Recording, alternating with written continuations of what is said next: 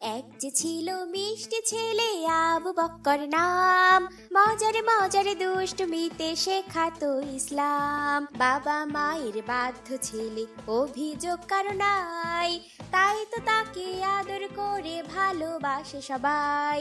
আবু বক্করের সাথে ইসলামের পথে।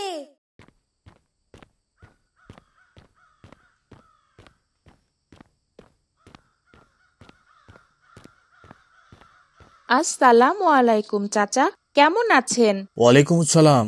আলহামদুলিল্লাহ আবু বকর, তুমি কেমন আছো বাবা? আলহামদুলিল্লাহ চাচা।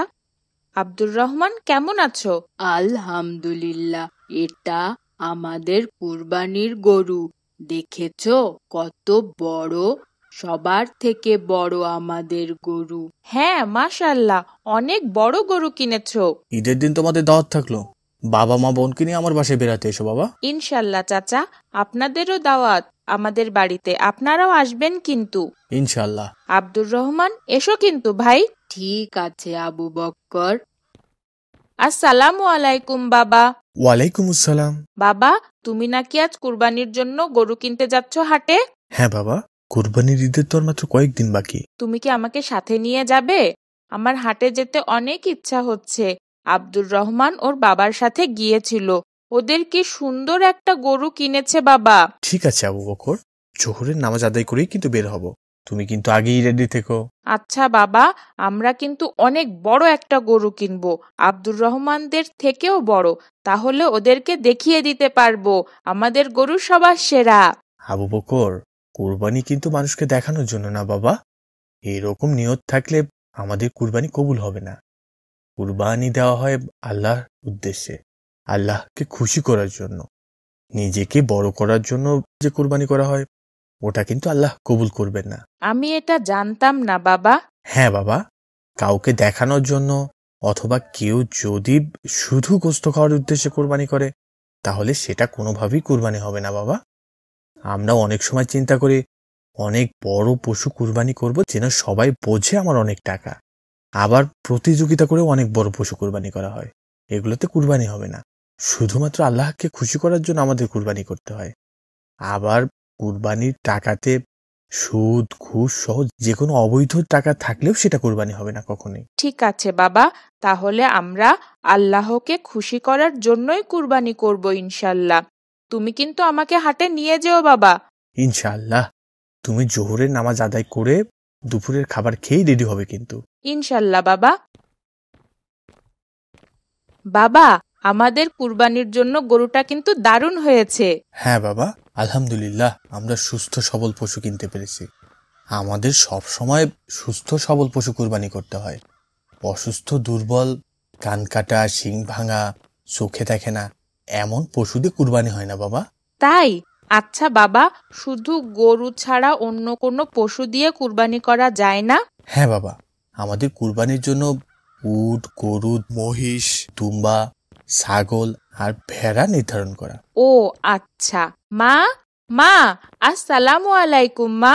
ওয়ালাইকুম আসসালাম। মা, বাসার নিচে দেখো কি সুন্দর একটা কুরবানির গরু কিনে এনেছি, চলো দেখবে।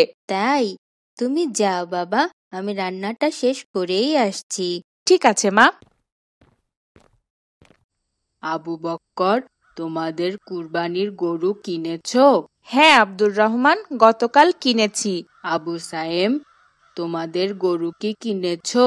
হ্যাঁ ভাই, আমরা 7 জন মিলে একটা গরু কিনেছি। কি বলো? 7 জন মিলে মাত্র একটা গরু? আব্দুর রহমান, তুমি হাসছো কেন? ওরা 7 জন মিলে মাত্র একটা গরু কুরবানি করবে, আমরা তো একাই একটা গরু কুরবানি করছি। এভাবে বিদ্রূপ করা ঠিক নয় আব্দুর রহমান। যার যেরকম সামর্থ্য আমাদের কুরবানিগুলো সেভাবে দিলেই আল্লাহ কবুল করেন। যদি আমাদের সামর্থ্য কম থাকে তাহলে উট গরু আর মহিষ সর্বোচ্চ 7 জন মিলেও একটা কুরবানি করা যায়। তবে ছাগল দুম্বা আর ভেড়া একজন ব্যক্তির একটা কুরবানি না দিলে হয় না। সেটা তো জানি আবু বক্কর, কিন্তু 7 জন মিলে মাত্র একটা গরু। আব্দুর রহমান, কুরবানি লোক দেখানো কোনো ব্যাপার না, এটা করতে হয় আল্লাহর সন্তুষ্টির জন্য। বরং লোক দেখিয়ে কুরবানি করলে সেটা আল্লাহ কবুল করেন না। আল্লাহর উদ্দেশ্যে সঠিক নিয়মে কুরবানি করলে সেটা ছোট বা বড় এটা কোনো বিষয় হয় না, আল্লাহ কবুল করেন। হ্যাঁ, তা ঠিক। আমি দুঃখিত। হ্যাঁ আব্দুর রহমান, তুমি কিন্তু আবু সায়েমকে তাদের সামর্থ্য নিয়ে ছোট করে অপমান করেছো, এটাও ঠিক নয়। ধরো যদি আজকে সায়েমের ওখানে তুমি হতে আর তোমরা 7 জন মিলে একটা কুরবানি করতে, আর সায়েম তোমাকে দেখে এভাবে অপমান করত, তাহলে তোমার কেমন লাগতো বলো তো? আমি তো এভাবে ভেবে দেখিনি ভাই।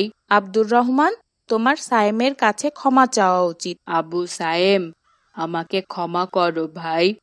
তোমাকে এভাবে কষ্ট দেওয়া আমার মোটেও উচিত হয়নি। ঠিক আছে ভাই, আমি তোমাকে ক্ষমা করে দিয়েছি। আর তোমাদের দুজনেরই ঈদের দিন আমার বাসায় দাওয়াত, আসবে কিন্তু ভাই। ইনশাল্লাহ। চলো এবার আমরা বাসায় যাই। ঠিক আছে। আসসালামু আলাইকুম বাবা, ঈদ মুবারক। ওয়ালাইকুম সালাম, ঈদ মোবারক। বাবা, মা ডাকছে, চলো খেয়ে তারপরে ঈদগাহে নামাজ আদায় করতে যাই। আমি তো এখন খাবো না বাবা, একেবারে ঈদগাহ থেকে এসে খাবো। কেন বাবা? এটা সুন্নাহ বাবা। আমাদের নবী সাল্লাল্লাহু আলাইহি সাল্লাম ঈদুল আজহাতে ঈদের নামাজ আদায় করে এসে খাবার খেতেন, আর ঈদুল ফিতরের দিনে নামাজ আদায় করতে যাওয়ার আগে খাবার খেতেন। বাবা, তাহলে আমিও নামাজ থেকে এসে খাবার খাবো, আমিও প্রিয় নবীর সুন্নাহ আদায় করতে চাই। ঠিক আছে বাবা, তুমি তোমার মাকে বলে আসো। আচ্ছা বাবা।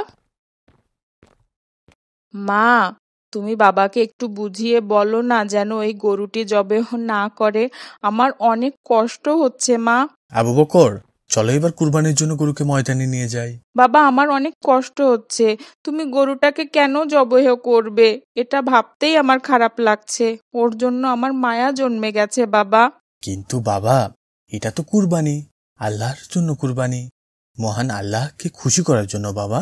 কিন্তু বাবা, আমার অনেক কষ্ট হচ্ছে, প্রচন্ড কান্না পাচ্ছে, ওর জন্য অনেক মায়া লাগছে বাবা। তুমি কি ইব্রাহিম আলাইহিসসালামের নাম শুনেছ? হ্যাঁ বাবা, উনিও একজন নবী ছিলেন। হ্যাঁ বাবা, ইব্রাহিম আলাইহিসসালামের কোনো সন্তান ছিল না।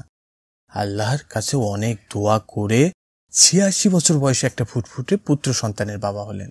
সেই সন্তানের নাম কি ছিল বাবা? নাম ছিল ইসমাইল। এত কষ্টের পর সন্তান পেয়ে ইব্রাহিম আলাইহিসসালাম অনেক বেশি খুশি হয়েছিলেন।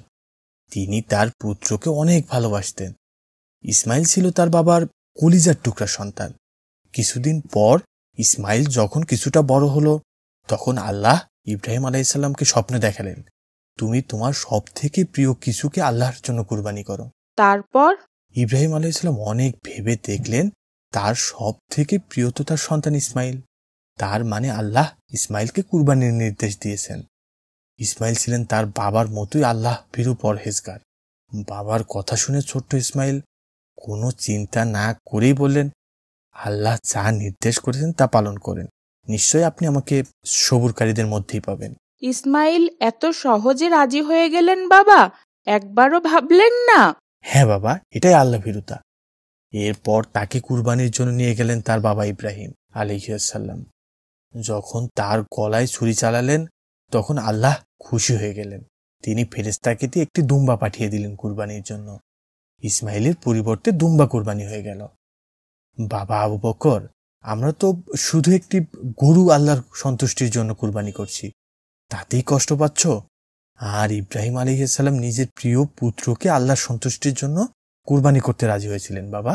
আমি বুঝেছি বাবা, কুরবানি মানে ত্যাগ, আল্লাহর জন্য ত্যাগ। চলো আমরা ত্যাগ করি, গরুটিকে আল্লাহর সন্তুষ্টির জন্য কুরবানি করি। এই তো আমাদের ভালো আবু বকর। ঠিক আছে, বাবা চলো যাই। মায়ের বাধ্য ছেলে, অভিযোগ কারো নাই, তাই তো মজার তাকে মজার সব আদর ইসলামিক করে কার্টুন পেতে আমাদের চ্যানেলটি এখনই ভালোবাসে সাবস্ক্রাইব করুন সবাই। আর পাশে থাকা বেল আইকনটি প্রেস করুন।